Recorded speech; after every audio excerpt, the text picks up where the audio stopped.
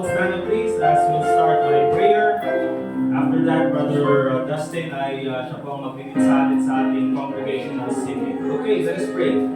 Dear God, Heavenly Father, once again, we thank you for this time na kami pumuli ay naparito sa aming meeting place here at Pines Montessori.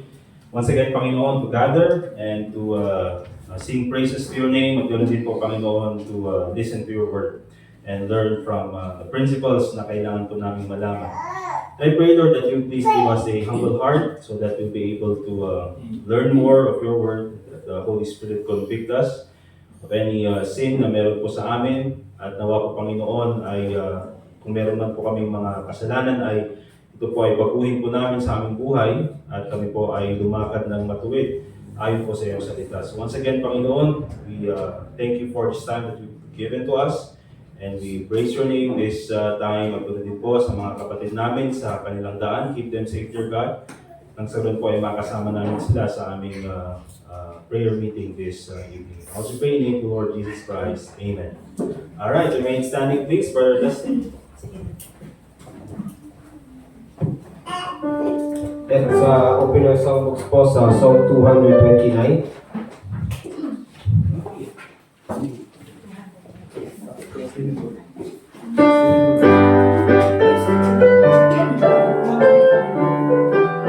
Psalm 229. Let's sing it on the first now. I have a song I love to sing since I have been redeemed of my Redeemer, Savior, King, since I have been redeemed, since I have been redeemed, since I have been redeemed, I will glory in His name, since I have been redeemed, I will glory in my Savior's name. I have a cross that satisfies, since I have been redeemed.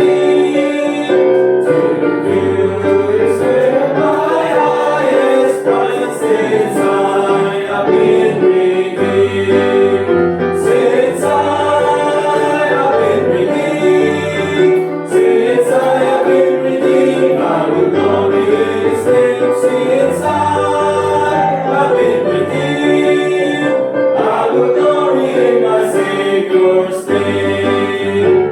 I have a witness bright and clear, since I have been redeemed, dispelling every doubt and fear, since I have been redeemed, since I have been redeemed, since I have been redeemed, I will glory in His name. Since I have been redeemed, I will glory in my Savior's name. I have a hope prepared for me, since I have been redeemed, where I shall dwell eternally, since I have been redeemed, since I have been redeemed, since I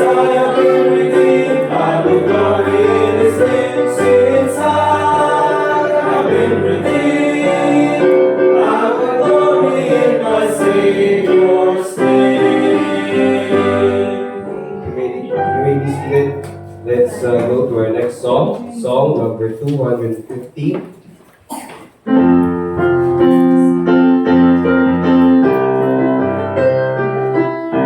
Psalm 250, days are filled with sorrow and care. Let's sing it on first now. Days are filled with sorrow and care. Hearts are lonely and drear. Burdens are lifted at Calvary.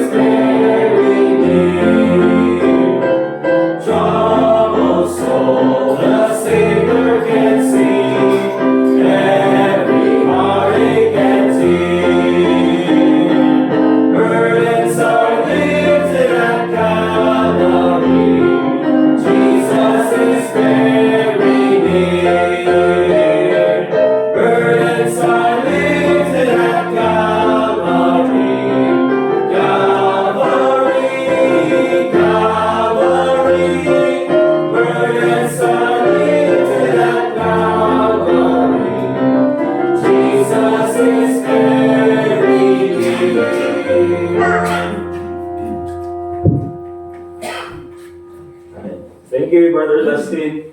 Let's open our Bibles, please. Galatians chapter 6, and then later on, 1 Corinthians. But magsimula po muna tayo in Galatians chapter 6.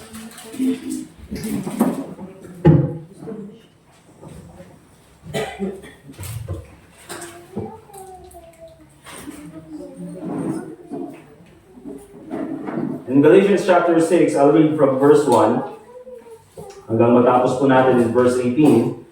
Galatians chapter 6 and verse 1. Sabi ng Bible, Brethren, if a man be overtaken in a fault, ye which are spiritual, restore such an one in the spirit of meekness, considering thyself, lest thou also be tempted. Bear ye one another's burdens, and so fulfill the law of Christ. For if a man think himself to be something, when he is nothing, he deceiveth himself. But let every man prove his own work, and then shall he have rejoicing in himself alone, and not in another. For every man shall bear his own burden. Let him that is taught in the word communicate unto him that teacheth in all good things. Be not deceived, God is not mocked, for whatsoever a man soweth, that shall he also reap. For he that soweth to his flesh shall of the flesh reap corruption. But he that soweth to the Spirit shall of the Spirit reap life everlasting. And let us not be weary in well-doing, for in due season we shall reap if we faint not. As we have therefore opportunity, let us do good unto all men, especially unto them who are of the household of faith. Ye see how large a letter I have written unto you with mine own hand. As many as desire to make a fair show in the flesh, they constrain you to be circumcised, only lest they should suffer persecution for the cross of Christ. For neither they themselves who are circumcised keep the law, but desire to have you circumcised, that they may glory in your flesh. But God forbid that I should glory, save in the cross of our Lord Jesus Christ, by whom the world is crucified unto me, and I unto the world. For in Christ Jesus neither circumcision availeth anything, nor uncircumcision, but a new creature.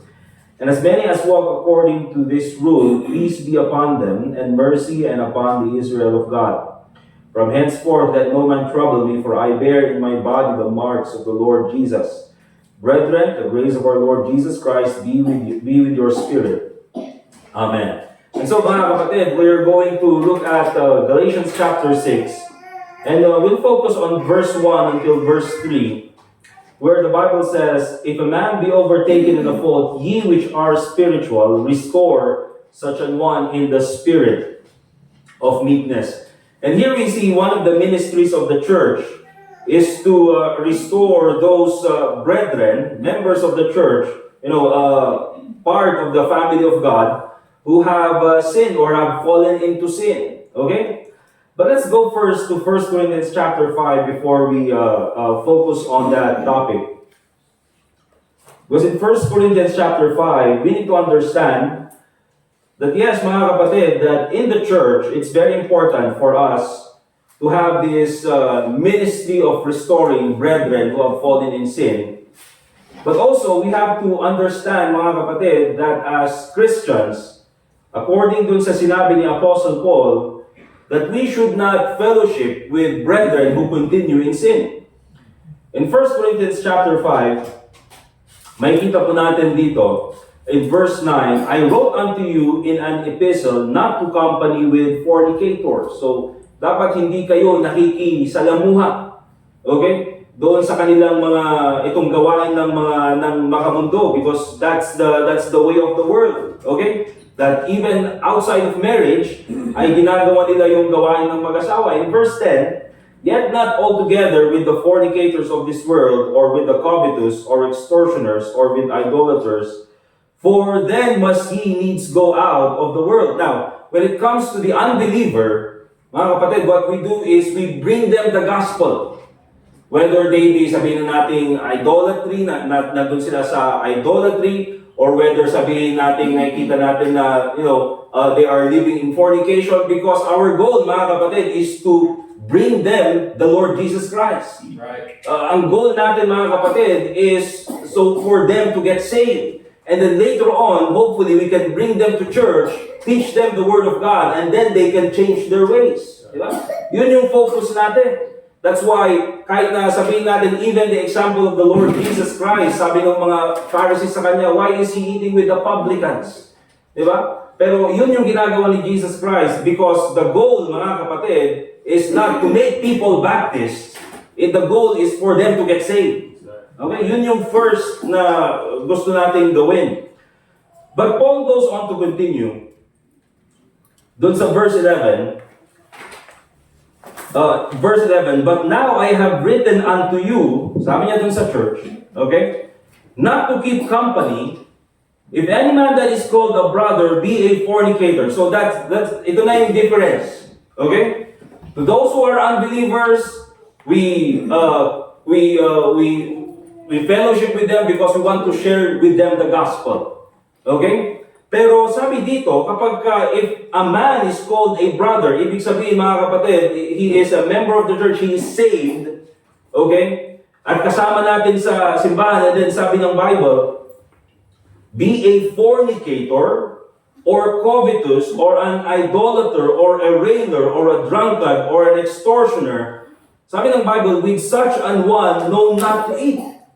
That's right. So kung ito mga kapatid, if this member of the church, although he comes to church and he listens to the Word of God, and he is, sabihin na natin, gusto nating itama yung kanyang gawain, but still he continues in his fornication. He continues in his idolatry. And remember this mga kapatid, this is true. There are still some Christians, diba, that after they get saved, they get baptized, they become a member of the church, and then suddenly you visit their home and they still have their idol. Diba? Andun pa rin. Sometimes andun sa lalagyan ng TV. Pagbukas ng TV, nandun yung kanilang Santo Niño. Okay? Minsan hindi, meron pa silang rosary. Di ba? O bakit? Akala ko, Kristiyano ka na, why do you still have that? Oh, just in case. Di ba, kabaliktaran na yun mga kapatid? And then sabi niya ganyan, or a railer. Alam mo yung palaging nag-a-accuse sa kanyang mga kapwa Kristiyano without any evidence, without any, kung hindi niya alam naman kung totoo or hindi, but just keeps on accusing yung kanyang mga kapwa Kristiyano, basically sowing seeds of discord among the brethren. Or a drunkard. Ito mga kapatid, there are many Christians who are still drunkards. Okay? And hindi lang ito drunkard mga kapatid, but all appearances of drugs, sabihin na natin. Okay? And then sabi ng Bible, all extortioner with such an one know not to eat. Kasi sabi ni Apostle Paul, for what have I to do to judge them also that are without? Do not judge them that are within, because those who are unbelievers on the outside, we cannot judge them. But for those believers who are here, who claim to be a member of the church, who claim that they are saved, and then they continue in sin, mga kapatid, they represent the Lord Jesus Christ, they represent the name of the church. Mga kapatid, dapat tayo, then we can judge them. Okay? Verse 13, but them that are without, God judgeth. Therefore, put away from among yourselves that wicked person.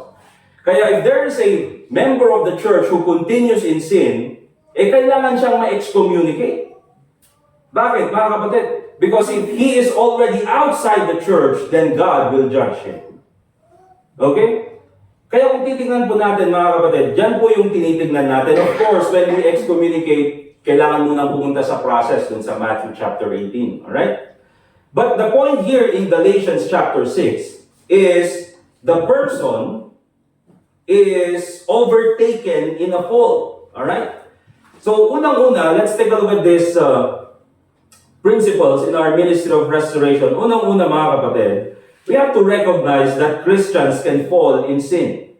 Okay? Christians, kahit kayo ay mananampalataya, meron pa rin yung time na tayo ay mahuhulog sa kasalanan. The Bible says, brethren, if a man be overtaken in a fault. Pag sinabi natin overtake, to take by surprise, or talagang nahulog sa kasalanan. Remember mga kapatid, this person fell in sin, and he is not living in sin. Hindi siya nagpapatuloy doon sa kasalanan, ibig sabihin, this person wants to get right with God. Okay? This person wants to get back into serving God. He wants to get back into doing the right things for God. Okay? And so mga kapatid, there are many Christians that even though sila ay matagal ng Kristiyano, nahuhulog pa rin sila sa kasalanan. But let me tell you this, first of all, that it is not God's will for a Christian to fall in sin. Remember that. Because meron yung kaisipan, sometimes people might think, or even Christians might think, oh, God has allowed this to happen to me so that I can, teach others.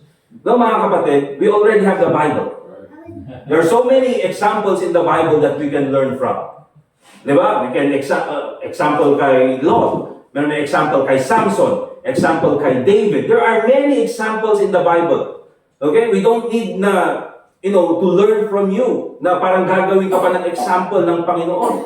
It's just an excuse na parang minsan gagamitin ng mga Calvinists na, ito ay inalaw ng Panginoon so that we can learn. No, mga kapatid, we already have the Bible. Even look at Luke chapter 22, verse 31. And we'll see here, mga kapatid, that even the Lord Jesus Christ, when He warned itong si Peter, na siya ay mahuhulog sa kasalanan, very specific na sinabi ng ating Panginoon Jesucristo na ayaw niya, He doesn't want Peter to fall in sin. And the Lord said, Simon, Simon, behold, Satan hath desired to have you, that he may sift you as wheat. Okay, so gusto niyang mahulog ka sa kasalanan. But verse 32, but I have prayed for thee, and notice, ano yung prayer ni Jesus Christ, that thy faith fail not. Na sana hindi ka mahulog sa kasalanan. And when thou art converted, strengthen thy brethren. Okay? So, remember mga kapatid, si Satanas, he cannot take away our salvation. Alright? Hindi niya pwedeng tanggalin ang ating kaligtasan. Nor any other creature, sabi nga doon sa Romans chapter 8, can separate us from the love of God which is in Christ Jesus. Alright? And so, yan yung gustong gawa ni Satanas. So, though Peter fell in sin, we cannot use him to justify or reason with ourselves when we fall in sin. You know why? Because kung titingnan natin, Job did not fall in sin. Okay? When he was tested by God. So, God allowed na mangyari ito kay Peter. But remember mga kapatid, yung prayer ng ating Panginoong Jesucristo, that thy faith fail not. Let's go to 1 Corinthians chapter 10, verse 13.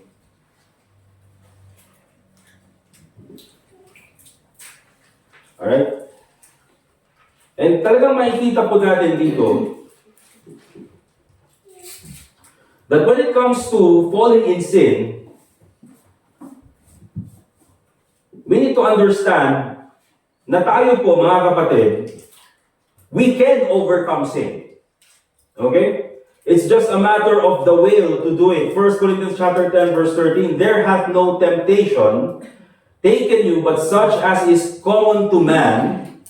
Okay? So lahat tayo, merong temptation na dumarating. Okay? By the way, when we are tempted, it doesn't mean that this is already sin. Okay? Because the Lord Jesus Christ as well, He was tempted. The Bible says, He was tempted at all points, yet without sin. So okay lang na dumaan sa temptation, but iba po pag nahulog sa temptation. But God is faithful, who will not suffer you or allow you to be tempted above that ye are able. Okay, so doon makikita natin that when temptation comes, unang-una, hindi papayagan ng Panginoon, God will not allow any of us, any of His children, to go through a temptation that we cannot overcome. Okay, so very clear yan, sabi ng ating Panginoon Jesucristo. But will, with the temptation, also make a way to escape, that ye may be able to bear it. Okay? And all the time, when I read 1 Corinthians chapter 10, verse 13, the best illustration na ginagamit ko is none other than Joseph. Okay? Remember when Joseph, he became sabihin na natin, a slave in Potiphar's house. Okay, nilagay siya doon and he became the manager of the whole house. Okay? Imagine yung pinagdaanan ni Joseph. And then when he was there, mga kapatid, he was tempted by Potiphar's wife. Okay? Tinetempt siya ganyan. And not only, mga kapatid, did the Potiphar's wife tempt him once, the Bible says, every day. Nandyan yung temptation. Until it came to a point, mga kapatid, na halos hindi na makatakas si Joseph. But anong ginawa ni Joseph? The Bible says, but will with the temptation also make a way to escape. And anong ginawa ni Joseph? He made a way to escape that temptation. Anong nakita niya? He escaped through the window. Di ba? Kaya oftentimes, mga kapatid, there is a temptation, but there's always a way for us to escape. Remember this, mga kapatid. When temptation comes, we can always walk away. Remember that. Pag nandyan yung temptation, you can always walk away. Just remember, mga kapatid, if Eve knew about this. Di ba? Nandun sila sa Garden of Eden, and then suddenly yung serpent kinausap siya. Diba? Ay, kinausap siya. I don't know. Diba? Pero, why would you talk to a serpent? Diba? A serpent nga. Why would you talk to a serpent? But still, itong si Eve, kinausap pa ng kinausap until they were unable to overcome the temptation. Pwede mo lang, you can always walk away from temptation. If Eve walked away from temptation, wala sanang problema. Okay? So, ganyan po mga kapatid. So, recognize that kahit po tayo bilang mga Kristiyano, we can fall in sin. But remember, ang note doon, it is not God's will for us to fall in sin. But notice this also, that this ministry of restoration, of restoring brethren who have fallen in sin, mga kapatid, is given to spiritual Christians. Okay? Very specific. When Paul said, ye which are spiritual. Kayong mga spiritual Christians. Okay? So, the job of restoring a member who fell into sin ay very specific na binagay ni Apostle Paul. It was specifically given to members who are spiritual. And when we say spiritual, these are people who are led by the Spirit. We'll go through that later. Okay? In 1 Corinthians chapter 3, verse 3, makikita po natin dito the two kinds of people inside the church. Basically, three kinds, di ba? 1 Corinthians chapter 3, verse 3. Sabi ni Apostle Paul, for ye are yet carnal. Okay? So sa loob ng church, mga kapatid, inside the church, there are spiritual Christians. These are Christians who are led by the Spirit. Okay? And then also, there are Christians who are carnal. These are Christians, mga kapatid, who are saved, but they are led by the flesh. Okay? And so, how do we know that they are carnal? Because the Apostle Paul said, for whereas there is among you envying. Okay? So, a Christian inside the church who was just full of envy, mga kapatid, we know that that is a carnal Christian. Because, ang sabi ng Bible in 1 Corinthians chapter 12, na dapat tayo as a church, when someone receives an honor, then dapat we should rejoice with them together. And when someone is suffering, we suffer with them. See, ganun po dapat ang church. And strife and divisions, are ye not carnal and walk as men? So carnal Christians, mga kapatid, if you take a look at this, they are divisive people. They are contentious people. They like strife. They like gossip. And so, when it comes to restoring a member of the church who fell into sin, I'm sure, mga kapatid, they will not help, really. Hindi sila makakatulong. That's why sabi ni Apostle Paul, ye which are spiritual, restore such an one. They won't help carnal Christians. They won't help with restoring a Christian. And actually, mga kapatid, they will just make things worse. Okay? Talagang, sila lang yung gagawin nila yung sitwasyon na mas grabe.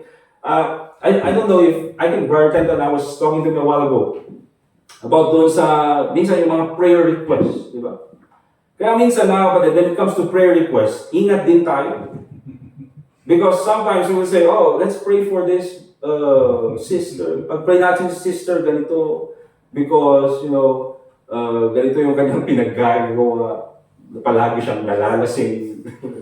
Diba? Pag-pray natin siya dahil, iba yung kasama niyang mga lalaki. Pag-pray natin itong si brother so-and-so, because ganito yung kanyang ginagawa. So mga kapatid, that's not a prayer request. And that's an announcement. Right. Diba? May pagkakaiba yun yung prayer request and then announcement. Imbis na maayos yung tao tuloy is, so sabi niya, oh, I'm just concerned, we just want to pray for him. But that's not the way to do it, mga kapatid. Diba? And kahit na sabihin natin, even if that person is a new Christian, common sense will tell you should not do it. Right. Hindi mo dapat gawin yun. Okay? So instead of helping the situation, they made things worse. Instead of that person, mga kapatid, being restored into the fellowship of the church, anong mangyayari tuloy? Mas napahirap. It's gonna push him away further from the church.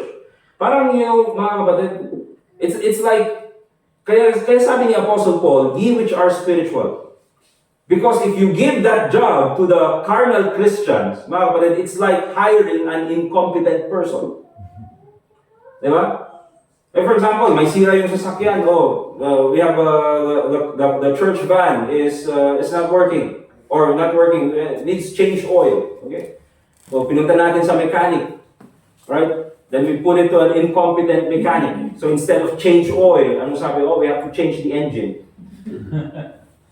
Wala na, because ano nangyari? Apparently, instead of putting, oil na dapat para sa sakyan, this is an engine oil, nilagay cooking oil. Okay. So mali pala mga kapatid. Mas worse, nilagay niya baby oil para mas So hindi po tama 'yun mga kapatid. Alright?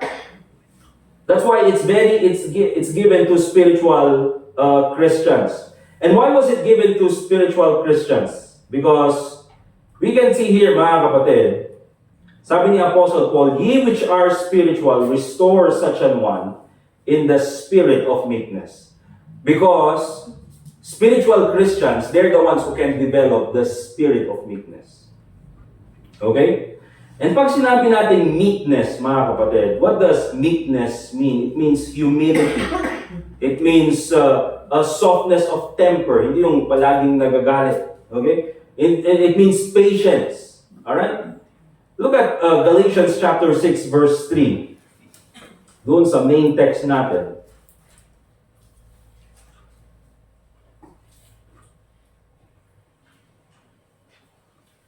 Galatians chapter 6 and verse 3. The Bible says, for if a man think himself to be something when he is nothing, he deceiveth himself. Okay? Because ang nangyayari dyan mga kapatid, oftentimes, even sa loob ng church, kapag may isang Kristiyanong nahulog sa kasalanan or who fell into sin, other members, apparently, they already think that they're superior to that person. Okay?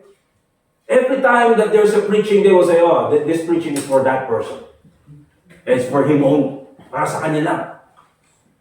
Diba? Para bang, kumbaga para sa kanya is, wala siyang nagawang kasalanan sa kanyang buhay. It's as if they have never sinned in their lives. Okay? So pag sinabi natin humility, mga kapatid, you do not act like you're better than them or they are inferior to you. Okay? Kaya nga nandyan yung spirit of meekness. Okay? Kasi hindi ka makakapag-restore kapag ka mayabang ka. There's this, yung English word, na yung, I think I mentioned to you before, yung word na condescending. Di ba? You're going to help that person, but you're going to make them feel inferior to you. Yun yung condescending.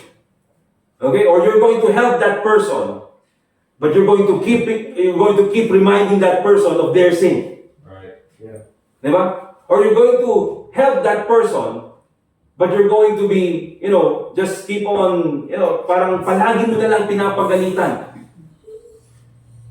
So, pag ganun mga kapatid, sabihin natin, yes, you are helping that person, but actually, you're making things worse. Kasi hindi ma-restore yung tao na yun. Kaya po dapat mga kapatid, nandyan yung spirit of meekness. Alright? Yung patience, nandyan rin. Very important. Remember this mga kapatid. If a person fell in sin and then he wants to get right with God, remember this. They're already going through a lot of suffering. Okay? And you don't have to remind them of their sin. They know their sin. You don't have to keep on reminding them na, oh, ganitong ginawa mo, or remember this, remember that. Hindi na mga kapatid. They're already embarrassed. They already feel shame. So you don't have to keep on reminding them at kailangang palabasin na ganito yung kanilang ginawa. Oftentimes, carnal Christians will do that so that they will feel better, they will feel more righteous. Katulad ng mga Pharisees. Yeah. And so ang nangyayari tuloy mga kapatid, mas nagiging, kaya nga, in many times, oftentimes, there are, former members of the church who would call yung church, oh, those people are hypocrites. And let me tell you this, mga kapatid, that person who is saying that those people are hypocrites is also a hypocrite. Right. Diba? But also, let me tell you this, that oftentimes they will say that because they experience that inside the church. Right. They will not say that kung hindi naman nila na-experience yun. Alright? And kaya nakakalungkot po na ganun yung nangyayari. That's why we need to have this spirit of meekness. And how can you have that? You need to be a spiritual Christian. We'll go to the point of spirituality later on. Okay? So huwag kang dapat condescending. Palagi mong rini-remind. Okay? Hindi yun gawain ng isang Kristiyano. Diba? Just imagine if God will remind us of all our sins. Kaya napakaganda yung sinabi ng Bible. Diba? That their sins and their iniquity will I remember no more. Alright? Pero tayo kasi mga kapatid, tayo yung historical person. Alam nila yung history ng tao. Okay? And also, look at 1 Corinthians chapter 6. And doon po sa may verse na yun. Okay? Continuing yung Galatians chapter 6 and in verse 1.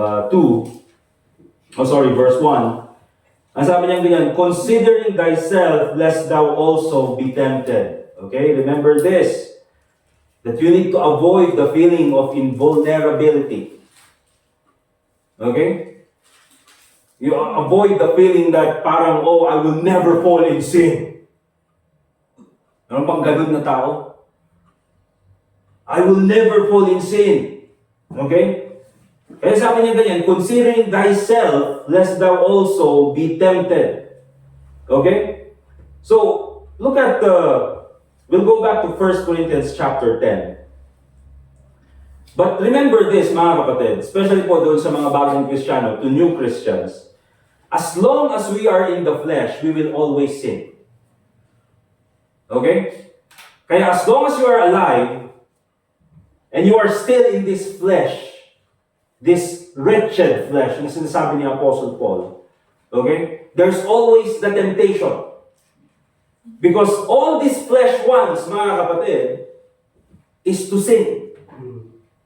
All this flesh wants, mga kapatid, is to satisfy lust. All this flesh wants, mga kapatid, is to listen to the devil. All this flesh wants, mga kapatid, is to follow the trends of the world. Yan yung gusto ng flesh na ito. That's why, kung titingnan nyo, mga kapatid, di ba? You go outside. For example, nandun ka lang sa Burnham, di ba? And even nandun ka for soul winning. And then later on, nagpapatugtog sila ng mga pop song doon. You don't even like pop songs. But then later on, anong sinasabi mo? Bakit? Napapasabay ka na. You know why? That's the flesh. Right. Oh, I like the beat. No. Not so bad. Di ba, kahit nandyan ka lang mga kapatid, nagdagat ka, pumunta ka lang, mag-soul-meaning ka lang, and then biglang may lumabas na almost in West Virginia. Oh. Di ba, gusto mo pa kasi that's the flesh, mga kapatid. Alright? So as long as we are in the flesh, we are always prone to sin. Okay? But there will be times, kaya nga po mga kapatid, there will be times that we will be weak in the flesh. Meron po talaga yung times na tayo po ay talagang manghihina sa ating pananampalataya. I mean, one of the best examples probably na makikita natin when it comes to faith is none other than David. Di ba? For a very young age, mga kapatid, done many great things for God. Yung kanyang pananampalataya sa Panginoon, imagine facing a giant. Alright? But kung titingnan niya yung memory niya, because I'm able to face this giant because, you know, God spared me from the hands of, from the paws of the lion and from the bear. So kaya kong labanan itong giant ito. Ganun yung pananampalataya ni David. But look how far he fell, mga kapatid, nung siya ay nahulog sa kasalanan. Now, if we take a look at his sin, I mean, kung titingnan natin, what's his sin? Hindi lang adultery, mga kapatid, conspiracy to commit murder. Diba? Yung ginawa niya kay Uriah, kaya hindi natin pwedeng sabihin na, hindi ako mahuhulog sa kasalanan. Alright? Kaya sabi ni Apostle Paul, considering thyself, lest thou also be tempted. Alright? In 1 Corinthians chapter 10, verse 11 and 12, sabi ni Apostle Paul, 1 Corinthians chapter 10, verse 11 and 12, now all these things happened unto them for ensamples. Now, itong ensamples na ito, mga kapatid, these are the things that happened to the Hebrews who were in the wilderness. Remember, because of their lusting, because of their complaining, because of their fornication na ginawa doon sa wilderness.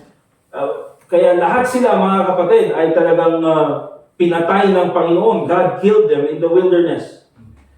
And so the Bible says, and they are written for our admonition, upon whom the ends of the world are come. Verse 12, wherefore let him that thinketh he standeth take heed, lest he fall. So, take a look at this, mga kapatid. This is a warning para sa atin. Because these people who were in the wilderness, kung titignan po natin, these are the people who saw the miracles of God. Diba? Imagine, nakita nila yung Nile River naging dugo. Alright? Nakita nila kung paano yung death angel na talagang nag-creep doon sa Egypt, pinatay yung firstborn. Nakita nila, mga kapatid, how God protected them. Nakita nila how God divided the Red Sea. Just imagine, kung ako lang makita ko yung division ng Red Sea. They have seen how God protected them. They have seen how God, sent manna for them, sent quails for them. They have seen all of those things. They have seen how God punished the rebels. Nakita nila yan, but still, sa katigasan ng kanilang ulo, they were still complaining and living in sin at nagpapatuloy pa rin doon sa kanilang kasamaan. And because of that, mga kapatid, all of them, they died in the wilderness, except itong si Caleb and then si Joshua. Okay? Kaya, kailangan po nating maintindihan that we can only withstand against sin or overcome sin, first of all, because of the grace of God. Biyaya ng Panginoon. And also, mga kapatid, because there is always a way to escape. Now, let's go to Galatians chapter 5 and verse 16. Let me just give you one principle when it comes to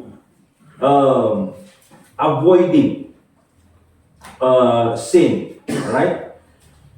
Because yes, mga kapatid, it's true that we are in the flesh. As long as we are in the flesh, we are prone to sin. Okay? But notice this, mga kapatid, in Galatians chapter 5 verse 16. gives us a way for us to avoid sin. This I say then, sabi ni Apostle Paul, walk in the Spirit, and ye shall not fulfill the lust of the flesh. Okay? Walk in the Spirit, and ye shall not fulfill the lust of the flesh. If we are going to avoid sin, mga kapatid, actually, you don't have to avoid sin. Okay? If you are going to avoid sin, all you need to do is get busy doing the Lord's work. Amen. Kaya nga sabi ng Bible doon, walk in the Spirit. Okay? And ye shall not fulfill the lust of the flesh. Like for example, mga kapatid, for all of us who are here, di ba? 6:30 in the evening. You know what the flesh says? Let's take a rest, man. Let's relax. You're tired. So many things happen. It's Friday. Pahinga ka na lang. Relax ka na lang. It's the best time to go out and probably, rest later on. Netflix. And gawin mo. That's the flesh, mga kapatid. Okay? But we listen to the Spirit. Because anong sabi ng Spirit? Yes, I understand, kailangan mo gawin man, but here's the thing, not forsaking the assembling of ourselves together. Okay? And because of that, mga kapatid, we are here. And because of that, we are listening to the Word of God. And because of that, meron tayong fellowship. And because of that, we avoid sin. Amen. Okay? Kaya po, you don't have to avoid sin, mga kapatid. You just have to get busy doing the Lord's work. If you're out soul winning, mga kapatid, you won't have enough time doing gossip. Yeah. Diba? Hindi mo na kailangan gawin yun. If you're reading the Bible, mga kapatid, you don't have enough time to go through yung mga reels. Diba? Ang dami-dami sa Facebook. Reels, ano ba? Chess.com. Ako, mga kapatid, sa chess, mga. Oh, just one game. Isang game lang, one game lang. Oh, 2 hours? Hindi naman. Diba? Kaya, mga kapatid, yun po yung kailangan natin gawin. If you fill your mind with godly things, then you won't have any more space for worldly things. Right. Ganun lang yan, mga kapatid. Diba? Just listen to gospel song, gospel music. Okay? Huwag na yung Hillsong, yung gospel song. Just listen to gospel song. Listen to that, mga kapatid. And then try listening to rock music. It won't work. Right. Bakit? Parang ang pangit, di ba? But if you listen to a lot of rock music and then suddenly switch to gospel song, it also will not work. Right. Okay? Kaya fill your mind with godly things. Okay? And you won't have enough space for worldly things. Bakit, mga kapatid? Our mind is like limited, di ba? Some are, 128 gigs only. Others 32 gig. Yung iba nagre-review, mga 1 terabyte kayo, 1 terabyte. Okay? Kami kasi yung mga iPhone 4S lang kami. iPhone 4. Okay? And ito, very important, mga kapatid. If you're going to avoid sin, okay, you just surround yourself with godly people. Amen. Ayan yung mga magaganda. Alright? So, avoid the feeling of invulnerability. And again, Galatians chapter 5 gives us a way for us to also avoid sin. Alright? And then lastly, mga kapatid, very important, that when it comes to restoring members of the church or brethren who have fallen in sin, remember that the motive behind this is charity. Amen. The motive behind this is love one another. Right. Yeah. Okay? You don't restore someone and say, oh, I'm going to restore him so that when I fall in sin, they're going to restore me also. Hindi yun, mga kapatid. That's selfish. Yep. Okay? In Galatians chapter 6, ano sabi niya ganyan? Alright? And so sabi niya ganyan, in verse 2, Galatians chapter 6, verse 2, bear ye one another's burdens, and so fulfill the law of Christ. Now, yung burden na yan, mga kapatid, it's talking about yung tao who wants to restore himself or who wants to get right with God. Okay? That's the burden that we need to also carry. That's the burden of the church. Okay? And so if we do that, sabi ng Bible in verse 2, and so fulfill the law of Christ. And again, what is the law of Christ? John chapter 13, verse 34. The Bible says, "A new commandment I give to you, that ye love one another as I have loved you, that ye also love one another." And then verse 35, "By this shall all men know that ye are my disciples, if ye have love one to another." And so yan po yung sinasabi, mga kapatid. That's the motive behind restoring a member or a brother in Christ, a sister in Christ, who have fallen in sin. Dapat nandyan po yung ating pagmamahal. Okay? We love that person and we want to restore that person. You know, nagkamali siya. And kaya nga po, mga kapatid, hindi tama. It's not right for us to have that feeling of, invulnerability na hindi tayo magkasama. It's as if they have never sinned in their lives. And so, meron talaga mga ganyang mga Kristiyano minsan, mga kapatid. And I think I would even say this. I've observed it in other churches. You know, na even doon sa family ng pastor, even with the pastor's family, they look at the kids, especially mga pastor kids, that itong mga pastor's kids na ito, they are the kids, they are the children of the pastor, mga anak ng pastor. They should never sin. That it's as if they are, they should live perfect lives. Itong mga anak ng pastor, the pastor's wife should live a perfect life because the wife of the pastor. Like, yung mga simpleng bagay lang.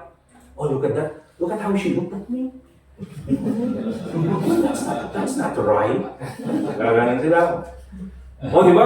Sasabihin nila dun sa mga bata, you should behave. You're the son of a pastor. Diba? Gaganon sila na as if parang, that's why it puts a lot of pressure doon sa family ng pastor. And then you look at the person who's telling them, yung kanyang pamumuhay, and it's not even according to the Bible. Right. Pero sila yung magaling diba? That's as if they have never sinned in their life. Especially yung sa mga pag naging teenager na yung anak ng pastor. It's as if they never experienced being a teenager. Diba? So parang ganun yung, ewan ko ba mga kapatid? May ganun talagang mga tao. Alright? But again, develop charity. Because that's why the responsibility of restoring a member who have fallen in sin is given to spiritual members. Okay? Binigay po sa atin yan because we are the people who have already developed love for one another. Okay? And so let me just end this with a quote that I have heard from a preacher before. Ang sabi ng preacher na yan, doon sa church, sa loob ng church, sabi niya ganyan, when God builds churches, He builds churches with broken people. Diba? Let me make it better.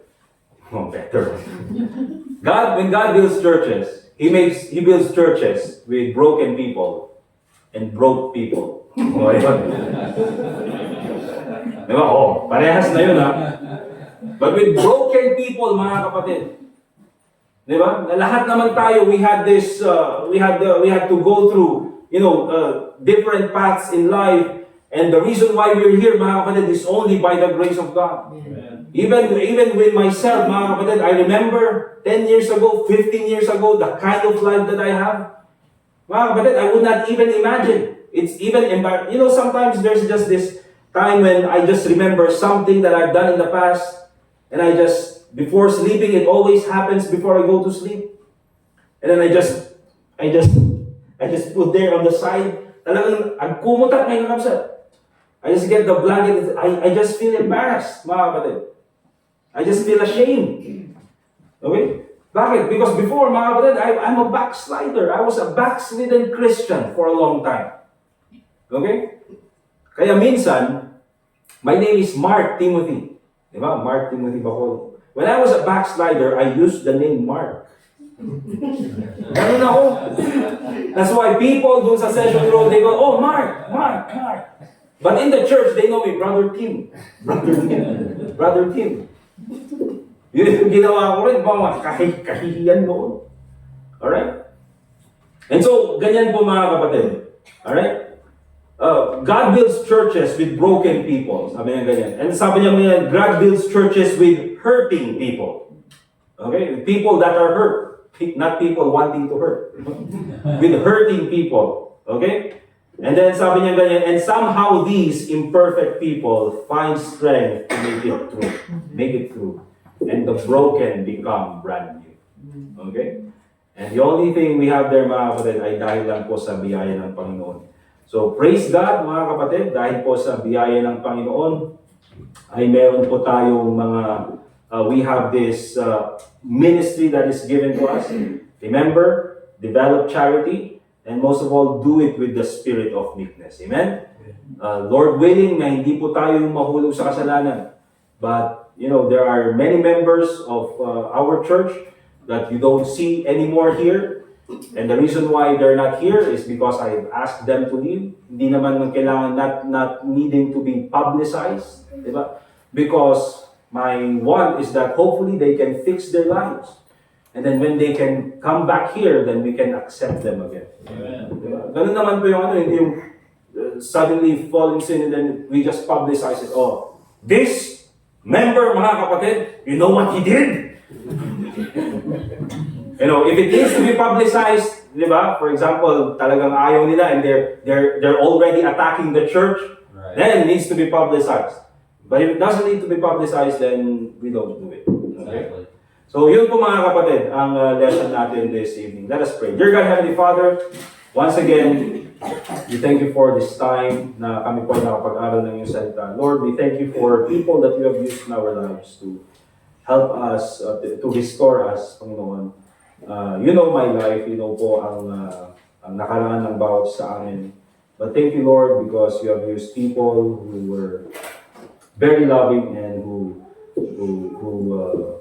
allowed us to grow more in your grace towards us. So once again, Panginoon, salamat po sa pagkakataong ito na kami po ay nakapakinig ng iyong salita. Muli po sa aming pong pagpapatuloy, ikaw po sana ang mabigyan ng kalwalhatian sa lahat ng aming gagawin. We thank you, dear Lord, for your guidance. And I pray, Lord, that as we continue in our service, your name be glorified in everything that we do. And I also pray in the name of the Lord Jesus Christ. Amen. Okay? Alright, so this time, ang gagawin naman natin is we'll go sa ating prayer time. Muna lang natin yung ating preaching. But for our prayer, we will pray first of all for Sister Iris. Di ba? She already gave birth. CS, tama. Di ba? Gave birth. Is that still giving birth? Gave birth? Tense. Yeah, gave birth, right? The baby is here. Yeah, Yeah, gave birth. yeah.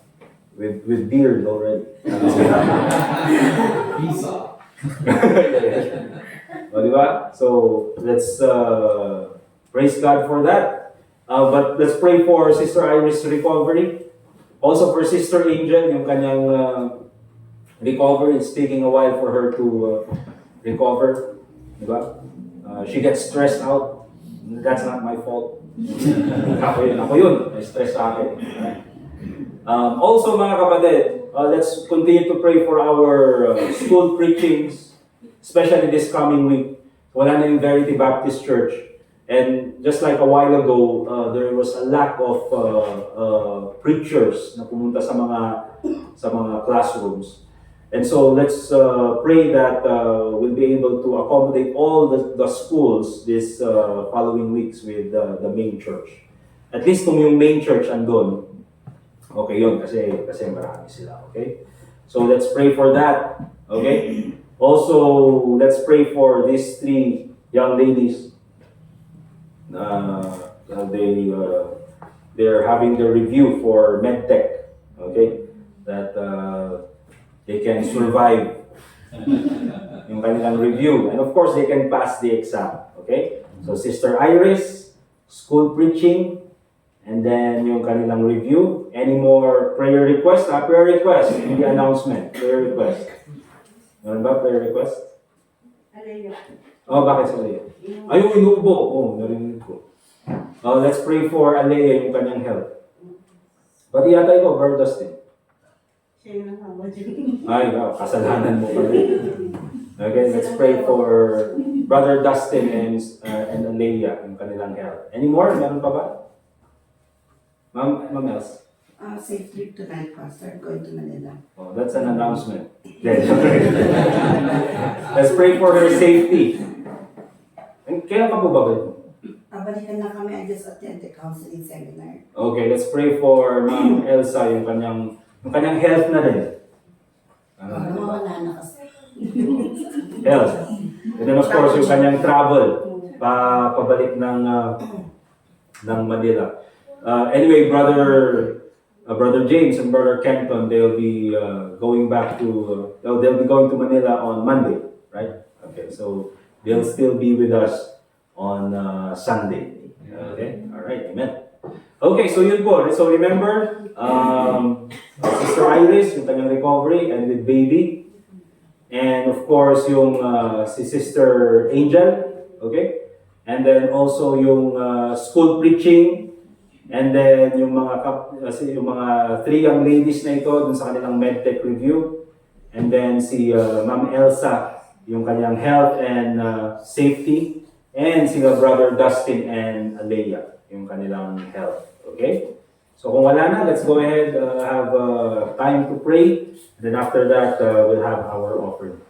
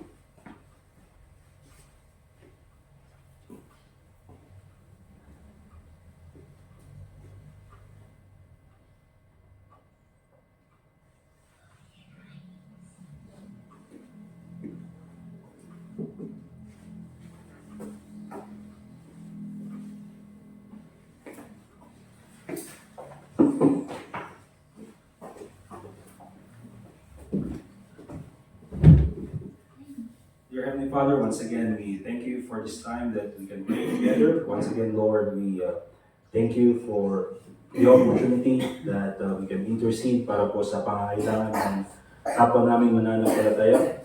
Unang-una, Panginoon, we pray for Sister Iris at yung kanyang baby. Panginoon, ikaw ang magbigay sa kanya ng kalakasan so that they can recover. Ganun din po, Panginoon, dun sa aming ginaganap na school preaching. Salamat po. Thank you for the opportunity to preach your word.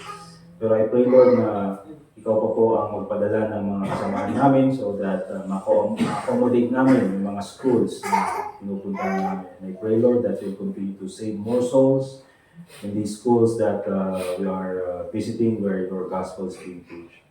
And also, Lord, pinapadalahan po namin si Sister Angel sa kanyang recovery. Please give her the strength at sana po ay makarecover siya ng maayos. Ganun din po kay Brother Dustin and then si Alea. Give them also good health. Sa ganun po ay matanggal ng kanilang ubo. And for Ma'am Elsa sa kanyang pag-travel, keep her safely, Lord. Sana po ay makabalik din siya ng maayos at sa magandang kalusugan po so that kami po ay makapag-serve muli ng buong kalakasan sa inyo. We also pray for our brethren, sila Yvonne, na sa kanilang pag-review for their medtech exam. I pray, Lord, na bigyan mo sila ng kagalingan nang sa ganun po ay sila ay makapasa doon sa kanilang board exam this coming March. So I pray, Lord, na ikaw po sana patuloy na maging gabay namin na sa amin po pagpapatuloy, ikaw lang po ang mabigyan ng kalwalhatian. We also pray for our offering, dear God. Nawa po ito ay magamit sa iyong kalwalhatian. And also pray in the name of the Lord Jesus Christ. Amen. Amen. Alright, let's get our offering. Brother John Mark, sigaman please, the Agalagy offering. Okay, so ibigay lang natin yung mga offering natin. And then after that,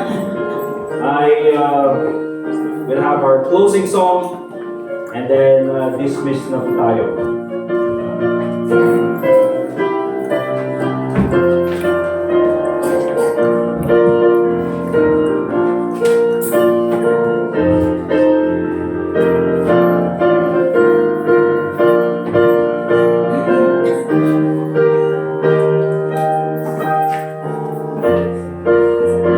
So by the way mga kapatid, yung soul winning natin bukas 9 a.m. 9 a.m. na lang. Dati 10. Pero I do early logouts now. So 9 a.m. na lang tayo. Mag-soul winning doon sa Burnham. So kung meron kayo, doon tayo sa Burnham. Okay? 9 a.m.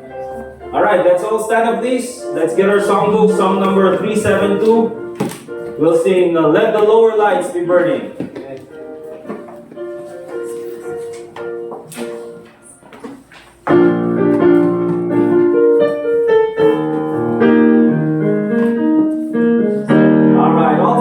First stanza.